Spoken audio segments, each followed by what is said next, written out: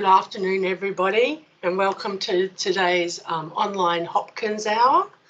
In this seminar today, I'm being joined, my name is Louise Gustafsson. I'm Program Lead for Program 2 of Enabling Technologies and Environments at the Hopkins Centre, and I'm being joined today by my colleagues Camila Shirota, Kelly Clancy, Tennille Hodson and Matt McShane, and we're going to be talking with you today about co-designing technology solutions for translation into real-world application. Before we begin today, I would like to acknowledge the traditional custodians of the lands upon which we are meeting from. For me, I'm in the beautiful Toohey Forest here on Nathan campus, which is the country of the Turrbal and Yagara people. I'd like to pay my respects to the elders past and present and extend that respect to all Aboriginal and Torres Strait Islander people in the Griffith University community and those joining us here today. I would also personally like to encourage all attendees to take some time to read and inform themselves as we head towards the referendum and before you cast your vote on that day. Just a few housekeeping notes before we get started. We know that internet can be a little bit shaky sometimes. We've got people working in the background with us, so if you have any technical difficulties, please pop a question in the chat. There's a toolbar across the top of your screen there, and you can see like a little conversational icon, so pop something in there and we'll do our best to assist you. If needed, sometimes we find it's often best to just leave and re-enter, and that will not be a problem. You will be entering back into the seminar as soon as you come back into the team site. We will have a dedicated question and answers after everyone has spoken today, so please feel free to pop your questions in the chat as people are talking. We'll be monitoring those and talking about those at the end of the session. So again, we're going to use that chat function up the top, and Hannah has just popped some information there for you about how to do that. We will do our very best to address all of the questions within the timeframes that we have today, but if we run out of time, we will certainly follow up with people afterwards. So it is my great pleasure to introduce our first speaker for today. That's Dr. Camila Shirota, who's going to be presenting to us about the CREATE framework for co-designing rehabilitation technology. Thanks, Camila. Thanks, Louise, for the introduction, and good afternoon to everyone. Thanks for joining us today. Before I get started on the framework itself, I'd like to acknowledge the team. So as you can see, we're not a small team, but that was kind of a deliberate decision because we're talking about co-design. And so we also wanted to make sure that we had diverse representation within our group. So we have people with lived experience of disability, as well as people with a clinical background or health, technical experts, as well as people with experience in business and also facilitation. Just to give a little bit of background of why we decided to design this framework, it's based on a little bit of personal experiences of the team. And it's that experience where a technical person comes to a clinician and says, well, tell me what you'd like. And the clinician says, well, tell me what you can do. And then we get stuck in this cycle, and it's really hard to break. And this isn't even considering other people that should be engaged in these conversations. For example, people with disabilities themselves, the manufacturers, industry, so people who make these products and put them out there on the market, policymakers, funders, and so on. So the approach we took to develop this framework was kind of in three big steps. First, we started with looking into the research literature to see how people had approached co-design-like processes for developing rehabilitation technology specifically. Based on that, we developed a preliminary framework, which we then took to experts, so people outside of our research team who were experts in co-design, implementation, and knowledge translation at a high level, not necessarily in disability and also not necessarily related to rehab technologies. And then also we took it to people with lived experience of disability who had also participated in some sort of creation around technology solutions. So we took all of their feedback, implemented it into our framework, came up with a new revised version, and then we took it to existing projects in that were developing rehabilitation technologies, and we got 2 people from each project to kind of give it a go and give us some more feedback, and that's resulted into the framework, which I'm going to present to you today. So we're not going to go through this process and the step-by-step, but really what was the final outcome.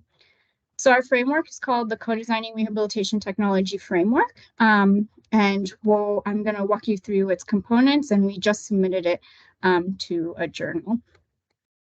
So the first component that is important is who is engaged. And so we came up with a few groups. This is not intended to be an exhaustive list, but is an indication of the groups that tend to be engaged, but also groups that we think are important to be engaged because either they influence or are influenced by the use of rehabilitation technologies.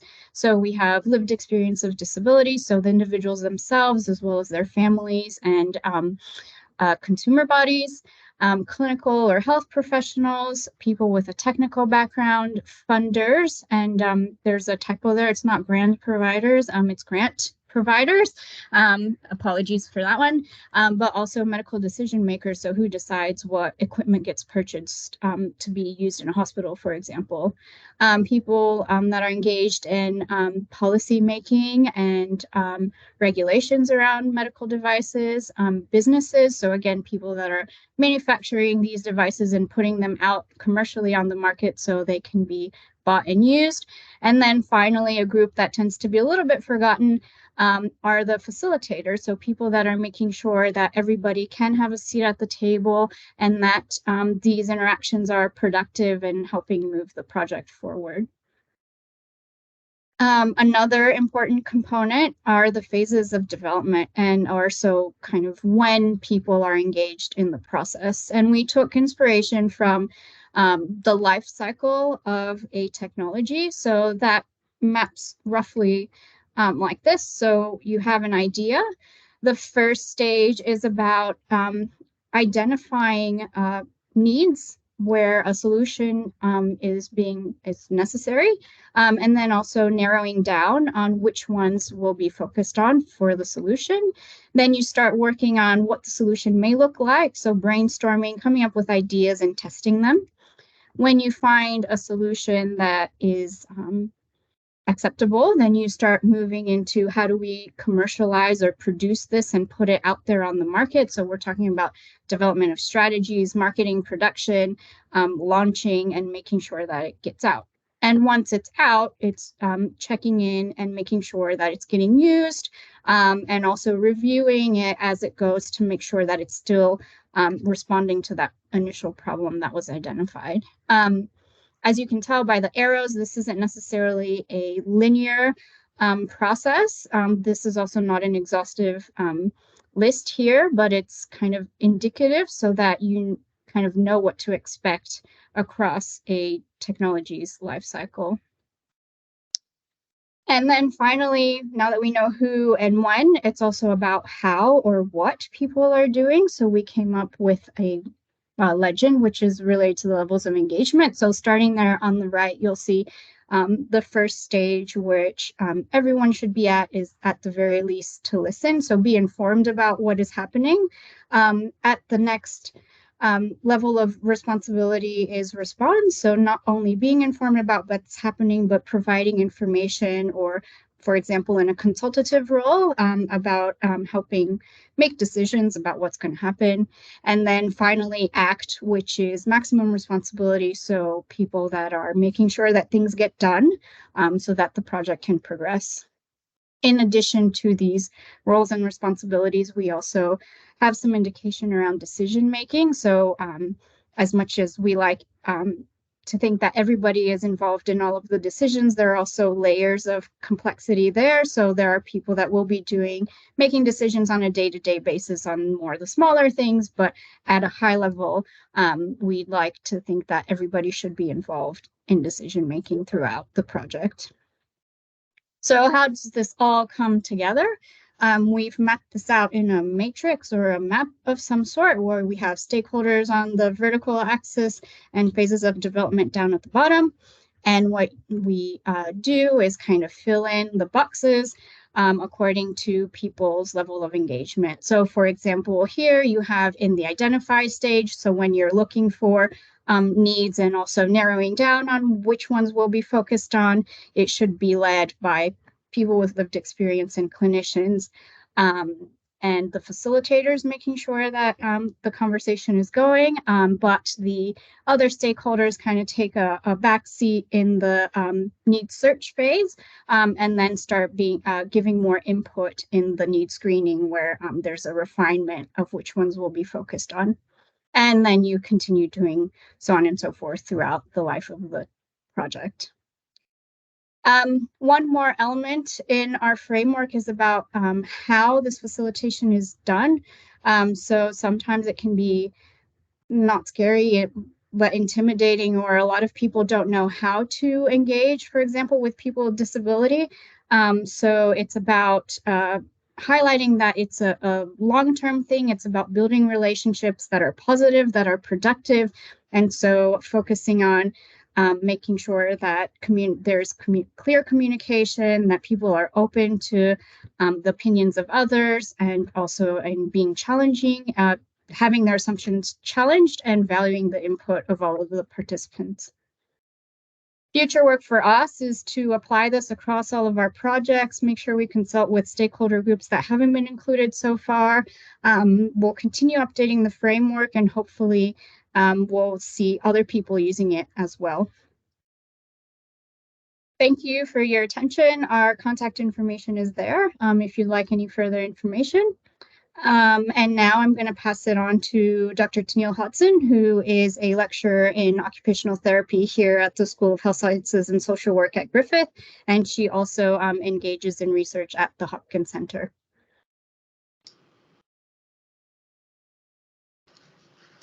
Thanks, Camilla.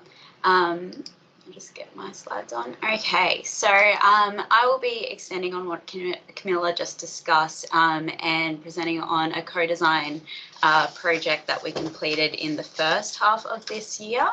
There were a number of people involved in this project, and they are all listed on the slide at the moment. I think it's a bit important that I give you a bit of a background information to the project before talking about the process and the outcomes of it. So it is known that people with acquired brain injury do experience some difficulty when they return to home following hospital discharge, and that these difficulties aren't always anticipated. This is because we do know that the hospital environment is built to be safe, it's built to reduce risk, and is often very structured, and there are reasons for that. The realities of life at home, however, are not always reflective of this. The home is more complex, life is more complex, so the environment is very different. And so when people return home without adequately being prepared for those added complexities of everyday life, they can experience difficulty engaging in their daily life, and this can impact quality of life and overall well-being. So because of this, the current research project aimed to better prepare people for their return home from inpatient rehabilitation. We aim to do this by co-designing a technology solution which would meet the needs of all stakeholders, inclusive of clinicians and people with ABI, their support people, to assist with the transition home. Upon the completion, it was proposed of the project, it was proposed that we would have some sort of technology solution to pilot test. So we kept the terminology of technological solution quite broad. So led by our rehabilitation engineer, Camila Shirota, and also a tech designer called Alex Thompson, we use design thinking to structure our co-design workshops. In the first 2 workshops, we focused on framing a question and gathering inspiration. This took the form of asking people with ABI and health professionals what the barriers and enablers were in the transition to home and prioritising needs. In the 3rd workshop, we started to look at generating ideas and making ideas tangible. So we had people with ABI, health professionals, and technology designers working together to discuss what they would like the technology to look like, but also what was achievable. And then in the 4th workshop, some prototypes of technology solutions were presented to the co-designers, and I'll get to show you those today as well. So this is, on this slide, you can see what was involved in the breakdown of our actual workshops, so who was involved as well. Whilst we did aim to have support people engage in the workshops too, we weren't able to recruit any support people, but you'll see that we had a number of people with ABI and clinicians and researchers all within these workshops, and there ended up being 4 workshops. Okay, so some of the findings from this first workshop, participants identified a number of different issues that they experienced after returning home from inpatient rehabilitation and they felt needed addressing. This included a loss of structure in their days, and they discussed not being prepared as to how they would occupy their days, as during hospital rehab they spend a lot of time in different appointments. And there was also issues with a number of different areas of daily life. They also discussed how they felt ready for their return home and felt that they had plateaued in hospital, but their issues only became a reality after they returned home, and they said that this couldn't always be anticipated. Some particular needs that participants also highlighted was there were some communication barriers identified, and they also discussed a desire for their family and friends to understand the realities of their acquired brain injury, and also that rehabilitation needed to be a little bit more personalised. So that took us to our second workshop, where we presented the findings from the workshop from the first workshop back to participants. And the co-designers prioritised the needs to identify what the technology solution should focus on. So on this slide, you can see that the critical factors to be incorporated into the technology solution was that it enabled the treating team to understand the reality of their life, that it enabled family to understand the person with ABI's new reality, and that it enabled the person with ABI to compare their current understanding of progress with the potential reality of what home would be like. They also, the co-designers also highlighted what would be nice to include in the technology solution if possible, so that it would be an all-in-one solution, that it would contain their rehabilitation goals, it would be personalised to them, and it would create a shared understanding of reality. So this is just a picture of the prioritisation process.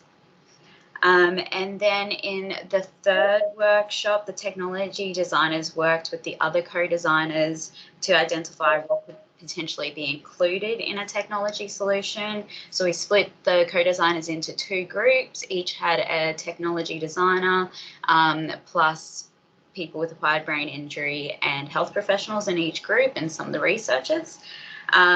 So group 1 identified that the solution would be used to access education resources, would enhance understanding from the support team, and would enable the sharing of information about life before the ABI with the healthcare team. And then group 2 identified that the solution would help with setting goals, help to understand who was in the support team, help to develop plans and access education resources. What you can see here is that even though the 2 groups did work separately, they both actually prioritized similar things to be included in the technology solutions. So in this slide, you can see one of the prototypes that was developed. So here you can see the therapist-facing version of one of the tech solutions. This is where the therapist could see questions that a person with ABI had asked, and also how often they'd access the app, etc. And then this is the person with ABI's version of the tech solution. So this is what they would see. So you can see here that it was kind of developed to be interactive, so that they ask questions and have filled out answers come back to them. Then the second solution here was developed to provide the person with key information about their goals, the support team, where they could access information, etc. That's another thing there. And then that was kind of seen as critical for the technology solution. And then we had some additional options as well that the technology developer presented us with. So, for instance, the person with ABI could write down some of the symptoms that they had experienced, so that they could discuss that with their health professional, that they can communicate or write down different questions that they might have. And there were also some different options for accessibility and layout that you can see there. So I'm now going to hand over to Dr. Kelly Clancy, who is the Program Director for the Bachelor of Clinical Exercise Physiology at the School of Health Sciences and Social Work at Griffith, and is also a researcher aligned with Hopkins and Griffith Inclusive Futures Beacon. Thank you, Danielle. Before I get started, I'd like to acknowledge my project team, Jessie Mitchell, Carl Mulholland, Evan Jerd, Claudio Pizzolotto, Elizabeth Kendall, and Camila Shirota. Conducting usability testing during the early stages of technology development can result in fewer implementation challenges and, in turn, improved rehabilitation outcomes. There are a number of published methods for how to take the qualitative and the quantitative data and extract usability issues from them. However, what's not readily known or understood is how these usability issues are prioritized and subsequently integrated into a product roadmap. In an ideal world, these prioritization methods should be reliable, valid, seek to minimize bias, and also ideally integrate stakeholders. My presentation details an approach we took to undertake a usability evaluation of the BioSpine system. BioSpine is a novel neurorestorative technology for individuals with a spinal cord injury. The BioSpine technology aims to optimize engagement with and outcomes of FES cycling using BCI, brain-computer interface, and virtual reality technologies. In this study, we recruited 5 individuals with a spinal cord injury, 4 of which had a cervical spine level injury, all of which were at least 1 year post-injury. All of our participants were community dwelling and had previous experience with the FES technology. Participants engaged with the BioSpine system as per the usual requirements of a training session. The session was divided into 5 parts, which is indicated by the 5 boxes in the top panel, with a semi-structured interview evaluating the usability and acceptability of the system following the testing session. During steps 1 to 5, participants engaged in a Think Aloud protocol, where they were encouraged to verbalize their thoughts while engaging with the system. Feedback was provided in 3 forms indicated by the brown boxes: free, cued, and structured. In free feedback, participants were encouraged to verbalize their thoughts as they occurred to them. With the cued feedback, it occurred at particular points within the protocol. So, for example, if a participant was focusing on motor imagery, they weren't able to verbalize their thoughts, so we asked them directly after that period. And then finally, structured. Structured feedback usually followed a component of the system. So, for example, we would put the equipment on the participant, then ask them for their thoughts on that process. Post-usability evaluation, we undertook a 4-stage protocol to log, classify, and categorize the data, which is indicated by the darker brown boxes. In this process, we logged 538 data points, which we classified as 227 issues across 5 participants, which we then categorized as 6 uniquely identified issues across 9 themes. These 9 themes are highlighted in the table to the right. These themes included difficulties with motor imagery, comfort and positioning, safety and risk. The next challenge is how do we reduce the unconscious bias that goes into ranking and prioritizing usability data? We implemented a 2-phase process, with issue ranking being indicated by the blue boxes and solution generation being indicated by the purple boxes. In the issue ranking process, we applied a significance rating, a technical feasibility ranking, and a priority ranking. A significance rating related to the severity of the issues, specifically participant comfort and the ultimate usability of the system, and this was conducted by members of the project's translation team. A technical feasibility rating was divided into 2, technical complexity and resource availability, with a degree of technical difficulty to address the issue and whether the issue could be resolved within the existing resources of the project were evaluated by our project's design team. At this stage, our design team started the process of coding and grouping the issues as per design and implementation components and ideating solutions. An implementation or priority rating was provided by the project's external steering committee. Members were provided with the significance and technical feasibility ratings and were asked to evaluate the importance of resolving the issue using a time-based system. So for example, the issue needed to be resolved immediately or in the short term, so within the next 6 months of the project, or that the issue needed to be resolved in the next iteration of the project within 6 to 9 months. Solution mapping and tracking was done in consideration of the project milestones and resources and as per the priority ratings provided. These ratings were conducted by a diverse set of stakeholders in rehabilitation technology, including individuals with lived experience of disability and individuals with expertise in the fields of health, including medical and allied health, neuroscience, engineering and design, and policy, including legal policy and insurance. The graphic presented on this slide is the results of the usability evaluation, with each panel representing the significance, technical complexity, resource availability, and implementation ratings respectively. The y-axis presents the percentage of issues that were rated at each level.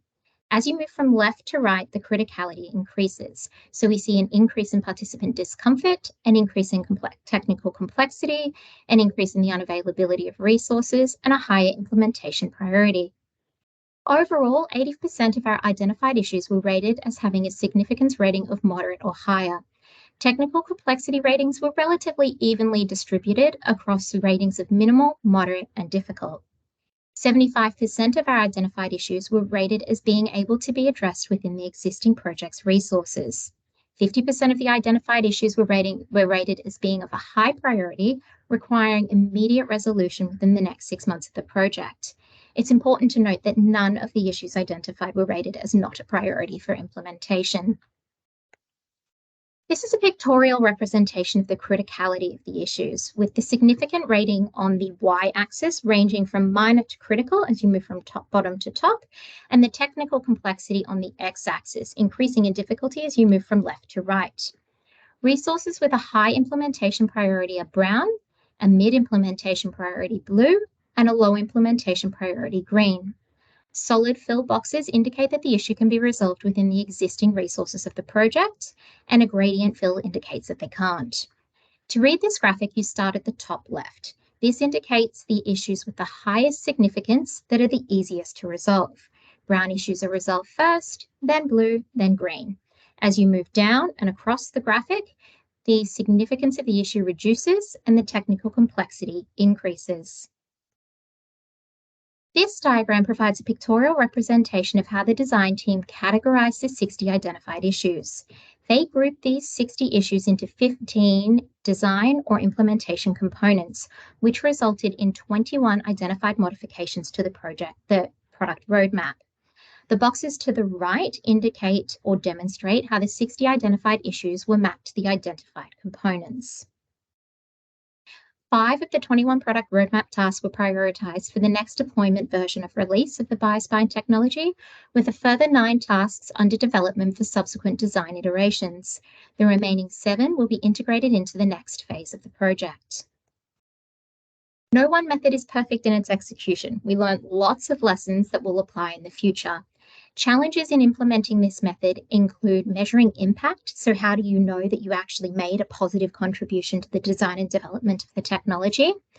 The continuing cycles of development and being able to undertake a body of work where you get 538 data points down to a usable product in time for the design team to action, and also opportunistic development. So potentially you may have an honours student coming on board that can work on an issue that has a really low implementation priority, but they're opportunistically here, so we take advantage of that resource. Or the reverse of that is the identification of a number of issues that relate to one particular staff member's expertise and the allocation of them as a resource towards those issues. Future research directions for this work include a solution generation workshop where we'd like to present prototypes or storyboards of the solutions that we've generated back to our original participants in order to get an understanding of whether they think that addresses the issue and what their implementation priority would be for the solutions. Presenting participant feedback to our participants in a way that's meaningful and shows their contribution to the design and development of the technology. And finally, the implementation of this protocol in acute rehabilitation settings with practitioner participants so that we can really understand those nuanced implementation considerations that come from the clinical settings. I would like to acknowledge the Motor Accident Insurance Commission for their very generous funding of the BioSpine project and this work. Thank you very much for listening to my rapid fire presentation in regards to a practical means of prioritizing for implementation usability data. I'm going to pass back to Louise now, who will be talking to Matthew McShane, who's a project coordinator and industrial designer for the Griffith Inclusive Futures Beacon.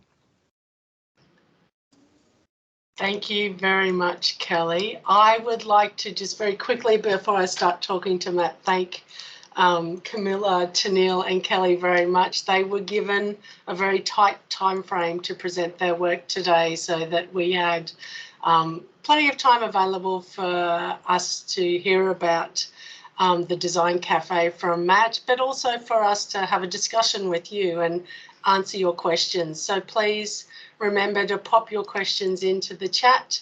If you're not able to do that, when we get to that point in time, you can pop your virtual hand up. You can raise that, and we're certainly happy to have a discussion with you. We'll have all presenters back on screen for a panel at that time. So welcome, Matt. It is great to have you joining us today. We're very, very excited that you could join us to talk to us about the Design Cafe. I was wondering if you would like to take a moment to just introduce yourself to the audience and tell them a little bit about yourself and how you're here, why you're here. Yep, my name's Matt McShane. I'm an industrial designer and working in the Griffith Inclusive Futures Beacon, doing some pretty cool projects here. Great. And one of those cool projects is the Design Cafe. I know this is kind of an idea that you brought with you into Inclusive Futures. Can you tell me a little bit about what kind of prompted this idea? What was the need that you saw? Yeah, so the Design Cafe is stemmed from personal experiences of living in a world that for the last 14 years seem to be being told what I need from people that don't have the same needs as myself, and it was a problem that I would often see in my community of people similar to me. So we thought this was a really cool opportunity to focus on having people with disabilities throughout the design process from start to finish. Great. So how does that translate into the Design Cafe then? Yeah, so the Design Cafe is a virtual and in-person place where we can run these events where people with disabilities can explain the barriers that they face, a little bit about themselves, how their disability affects them on a personal level, and what sort of solutions I'd like to sort of see. And we sort of focus on everyday kind of things that really actually matter that often get forgot, you know. There's always an emphasis on big assistive technology and groundbreaking, exciting things, which are great, but often the small things like doing up zippers and plugging in your iPhone and little things like that often sort of get missed. Definitely. And there has been a design cafe, the first one has run down on the Gold Coast campus there. Yeah, so we ran a test event, which was really cool. We had 2 guests coming in, and they gave their story about themselves, and we had 6 industrial design students. And so we got to learn a bit about them, how their disability affects them daily, and what sort of solutions and barriers that they faced daily that they would like to sort of overcome. And then we broke into some cool workshops where the students and the individuals with the ideas sort of get together, and we sort of problem solved and came up with some cool ideas and learnt more through that creative process. Great. And why do you think it's important that students are involved?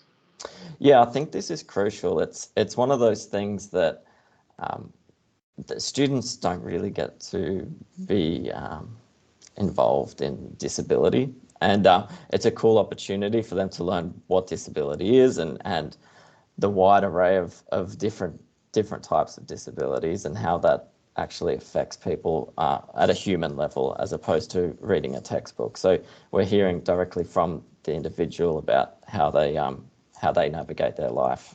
And it's often positive just as well as sort of what they can't do. So we put a spin where we try and enable them to do more. So that's really important because the students get to sort of experience that, and then they get to design for someone else, which is really cool, and design from an empathy and understanding point of view. And then it's also great practice of designing with someone for someone and someone else's idea. I think, I'm an OT by trade, and I think there's lots of opportunities for a range of different types of students to be involved in something like this beyond design students. Yeah, I think everyone can benefit from it. Yeah, it's really helpful, I think. And so what's next? Is there another one planned? Yeah, so we've got the industrial design course starting next year. So that starts trimester 1 next year. So we'll have students at our disposal, so we can run another one starting next year and hopefully run another one before the end of the year, just to sort of weed out any issues that we might find. But yeah, the plans for next year, we'll have a course sort of built into the students' curriculum, so we'll have them at our disposal to really get involved and immersed in this. That sounds absolutely awesome. Well, we look forward to seeing how that progresses and what that looks like next year, and I guess being involved because it really aligns. There's lots of lovely alignment with what's happening with the work you're doing in Inclusive Futures, which isn't, many of us are also members of that, but this real focus on bringing people with the need and who are expert in that experience together with people who have other skills and knowledge to help to find the solution and to find that optimal solution for everyone moving forward. Because I remember when we were talking, often when we've had a conversation, you've talked about how even if something's designed and it's almost right, there's just a little bit that's not quite right, sometimes that little thing can become a big hassle in the future. Yeah, and often with design for disability, it's the person with the disability is the last sort of the duck in line through the design process, and they might miss a couple steps or a couple key things. So often we get left with a product or a service that's close and with the right intent, but execution maybe fallen at the last hurdle, or if it's a little bit of a hassle, it's a lot of a hassle, so people don't use it. Which is why I think this process is really cool. We keep them involved from the start to the finish, so that we hopefully can sort of avoid any of those, unfortunate products that don't quite hit the mark. Absolutely. There's a great sustainability element in that as well, in terms of things going out into homes and then not being used and just sitting in cupboards or in landfill. No, is there anything else you wanted to stress before we bring all the other panel back for a bigger discussion with the audience? No, that's stay tuned. Stay tuned. It's great. It's a great initiative. We look forward to watching it. If I could get Camilla and Kelly to turn their camera back on, thank you. I know there's a couple of us all in the same room, so we're going to try to make sure we hop into the middle when we're answering. Please pop your questions up. We've got the first question there is for you, Tennille. What progress has been made in terms of development of the technology solution? So where are we up to with that? Okay, so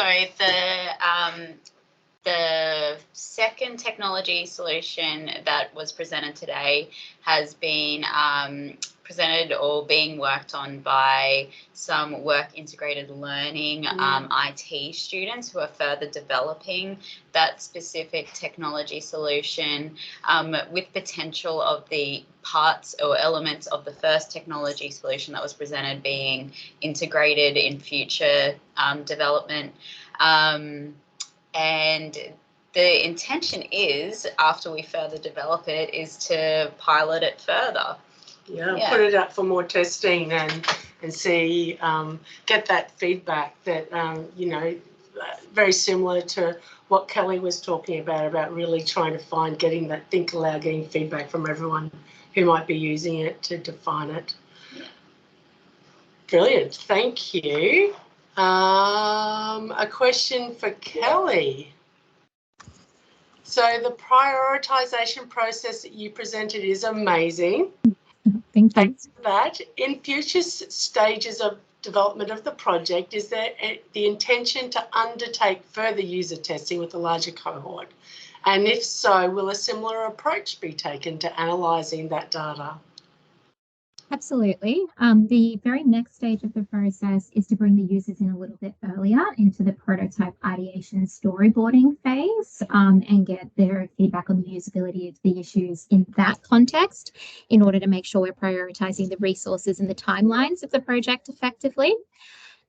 From that point forward, we're starting to look at more diverse stakeholders, so more acute injuries, looking at inpatient rehabilitation facilities as well. In regards to the similar approach, I absolutely believe in the prioritization and the implementation process that we undertook. I really like the idea of bringing the design and engineering team earlier into that process, though. I think we can introduce some really exciting efficiencies in regards to the categorization and the presentation of the data that is going to appeal to the broader engineering and design field as a whole. So in theory, yes, in practicality, slight modifications. Always looking to do better. Great, thank you. I'm going to pop to Tennille, and there's a question again for you, Kelly, that I'll come back to. For Tennille, are there plans to explore that second prototype, the other prototype?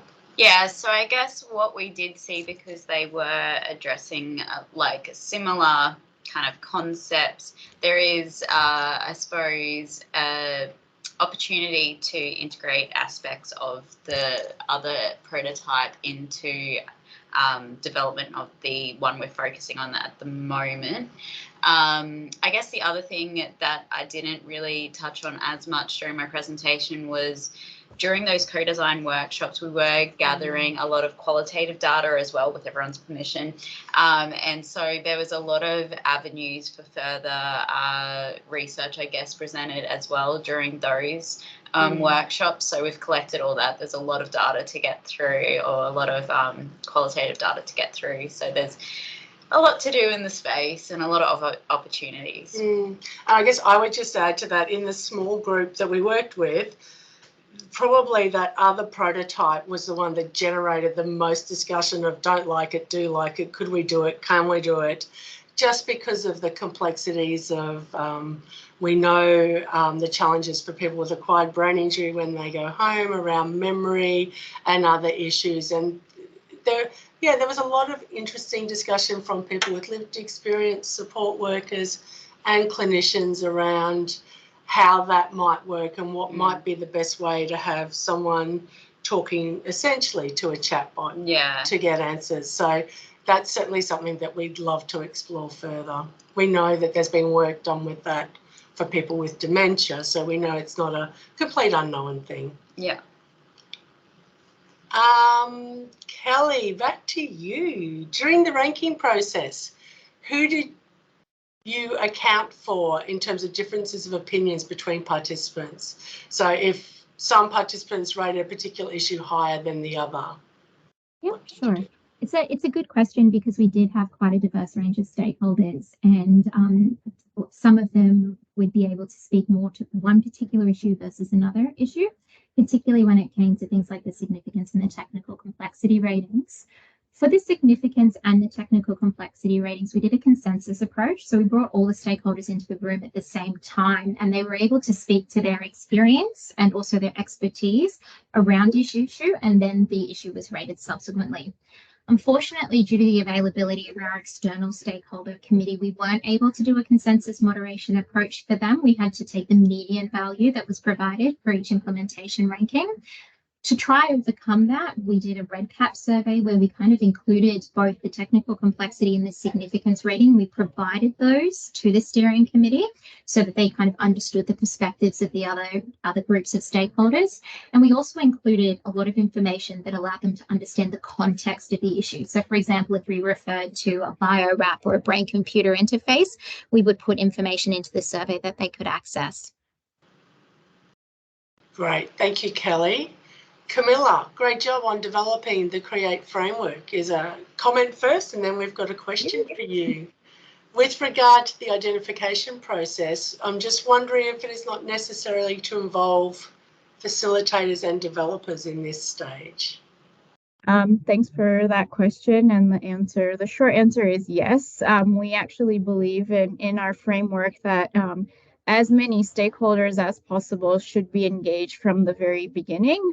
I think it's what I presented was also a fictitious example. We just came up with something, but it's about also in the identification stage when you're doing the very initial looking for problems. Usually the technical input, you're not expecting that much yet, and then when you start refining and trying to bring that into, you know, what can we actually solve, then you'd expect these other stakeholders to participate more. But again, you know, if even to try to address what Matt alluded to earlier, you don't want people to, we've heard a lot of people that have said, you know, I'm doing my stuff every day and all of a sudden somebody comes up to me and says, look, I invented this thing, do you want to try it? We want to try to avoid situations like that so that people are involved from the very beginning, even if their engagement is, even though they're not that involved, but at least being able to know what's happening and give input if they find it necessary or when it's relevant. Excellent. These are great questions, everyone. Thanks for keep them coming for us. We've got one for you now, Matt. What has been the most exciting or interesting thing you've worked on at the Design Cafe, or what do you think from a personal perspective are the possibilities? I think there was two that have come out of the first one that were really cool. One was Ryan, the participant. He was part of a poker night and he wanted something to help hold his cards and something easier for him to grip. So we just designed up a 3D printed card holder, which he claims makes him no better at poker, but he'll work on that. And the other one was a really cool one for me. It was this one really helped understand the user journey throughout the design process. So Ryan, high-level quadriplegic, and his grip strength isn't great. So for him, he has a protein shake every day, and he could do every step of this process from filling it up with water, closing the lid, and drinking it, but he couldn't shake it. So it was this one little sticking point in his daily activity that he needed someone else's help with. So we're currently working on a little device that sort of he can slip his thumbs through to give him better grip, that can attach to his protein shaker so that he can sort of do all of the steps throughout the day for this process. So that was the one that was really cool, and it was really exciting to sort of see the students learn that and hear why this is an important thing for him. I think they're great examples. That's brilliant. Sorry, I'm moving around. Tennille and Kelly. Clearly there were a lot of different voices in the room. How did you manage competing ideas and ensure that the findings was valid while also there's a great result for all end users? I think for us, there was a few different approaches taken to this. I suppose we did spend a lot of time creating a really open atmosphere at the start of the co-design workshops. And because of that, there was a great respect shown between all of the participants throughout. And we, like the participants or the co-designers were just, all very respectful of one another, which was lovely. I think the other thing we did was use prioritization processes where, like, we would have Butcher's, I showed some of the pictures, but Butcher's paper down with different, like, post-it notes, writing down everyone's different identified needs or what they wanted to prioritize. And everyone did that kind of individually, and that was all collected up. And then we tried to prioritize it so that everyone's needs were incorporated somehow. And then we presented that back to get agreement. So there was a number of check-ins along the process to ensure that everyone felt heard, and what we identified or the technology solution that was developed somehow did at least target something that most people had identified. Kelly? It's messy. It's tricky. And it's meant to be difficult because everything that's worthwhile is most of the time, at least anyway. From our perspective, I think that the rating system that we implemented really helped with that. A lot of existing rating systems are dependent on, for example, the frequency of issue over the number of participants, but really don't speak to the criticality. So they're not giving the participant a voice in regards to their experiences with the technology. So by having a separate significance rating where we really looked at participant comfort and the overarching usability of the system, gave them that voice. And then also to be respectful to the resources and the expertise of the project developers and the engineers and the designers, we gave them a series of technical complexity ratings or resource ratings. So we tried to cover as many of those components as possible. But at the end of the day, there are life factors that really limit how beautifully you can do this approach. And I think I spoke to some of them when I was talking about that kind of developmental cycle and trying to fit in with projects and opportunistic development. Working on the co-design framework, I guess it's just that shared decision making and that communication, and just making sure that you're communicating back to all of your stakeholders and being transparent in that decision making process and going, yeah, you know what, we didn't follow exactly these ratings, but it was because of this, and this, but we're still thinking about what you said and we're still working towards what we want to achieve. We're just doing it in a little bit of a roundabout way because that's just the way that this project is running. And I think also based on our experience on other projects that have taken similar approaches, everybody is very understanding of the fact that people bring different expertises, will have different perspectives, and sometimes some things can get done now and others cannot. But I think what Kelly said about being that transparency is really a critical element. So it's not just so people don't feel like you're just taking an idea and running away and they don't know what happened to it. It's by responding and saying, we would love to do all of these things, but these are the ones that we can do now, and these are the reasons why. Great. And now this is the question that we love, because we love to see our stuff being put into practice. From Joan, thank you. Are there resources available for me to use in upcoming projects, please? So for the framework, yes, we just submitted a paper. We're also working with some ICT students and making a beautiful tool on a website that people can use. So Joan, happy to be in touch with you about that. From the Think Aloud protocol perspective, we are submitting a paper in a very short period of time. That's why I look so tired. To Frontiers in Rehabilitation Sciences. We're also presenting it at Rehab Week as well. So that'll be a published conference proceeding. So we're happy to make those resources available as well. Great. Thank you. Now, I would also, looking at this next comment, like to welcome Professor Rachel McDonald to our presentation from Swinburne University of Technology. This is for you, Matt. Rach says it's great to hear about the Design Cafe, an important fusion of design and lived experience, and that there's a unit at Swinburne that connects people with lived experience in a very similar way. The question for you is, what are some of the key things you've learned about the co-design process through running the Design Cafe? Yeah, I think it was really exciting to sort of see designers that are sort of either stuck in their way or have their way of doing it, and then you know, forcefully throwing someone else's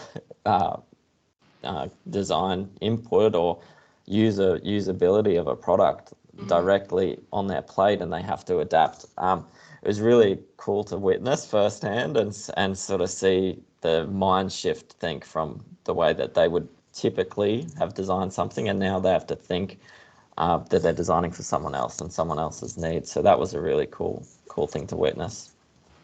Beautiful, thank you. And I apologise in advance because that question wasn't from Rachel. I suspect that was from Paraskvi. So I apologise for that. The next question that we have, and we will have to wrap up after this, is the one that we always think about, is what are recommendations as designers? And this is for you, Matt, and I guess potentially for Camilla to also think about how to get products identified through the cafe or other co-design ways to market so that they can be put out into the world in a sustainable way and meeting the needs of our consumers. I think the space that I've been trying to focus in these small, meaningful sort of enhancements to everyday items. Our end goal is to have it all free, open source on the internet, so we can share files. We're trying to stay in accessible manufacturing methods, 3D printing and things like that are as available as ever through other universities and state libraries and things like that. So we're hopefully, the end goal is to have a lot of it free so that people around the world or rural communities and can all get access to it and hopefully sort of enhance their lives. Great. Camilla, would you add anything? Yeah, because we work across different solutions, but we also, because we're within research, tend to work on the more complex, edge of technology things. The way we've been trying to work around that or take it head first is by really trying to engage the stakeholders that would be involved in that part of the process and make sure that they're part of the conversation, so that, if there are issues around, do we need to know what the market size is before we dwell into a specific direction? Or in Biospine, we've had conversations around TGA, so medical device regulations, standards, ISO standards, making sure that everything is compliant and that it can actually become a product, which, as researchers, we probably most of the time don't really need to have concerns about. We also have people that are venture capitalists, so really trying to bring those perspectives in, even while we might be a little bit further away from that. That's kind of how we've been trying to work about it. Great. Thank you. Thank you so much, everybody. Again, thank you to our panel, and also thank you so very much to all of you who have joined us here today.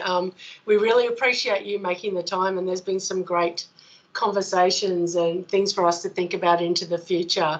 Hopefully you found the session interesting, and as you can see, we really do have a clear mandate around any of our work in the space of technology in particular is always done in a way that's partnering with the consumers or the communities who are involved with that. So we really look forward to continuing that work, and get in touch with us if you would like to be involved with that, or you've got an idea that you would like to chat with us about.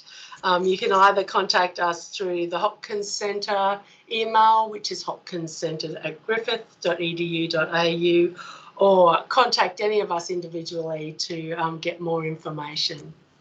So I'd love to wish you all a wonderful Wednesday afternoon, and thank you again for joining us. Goodbye.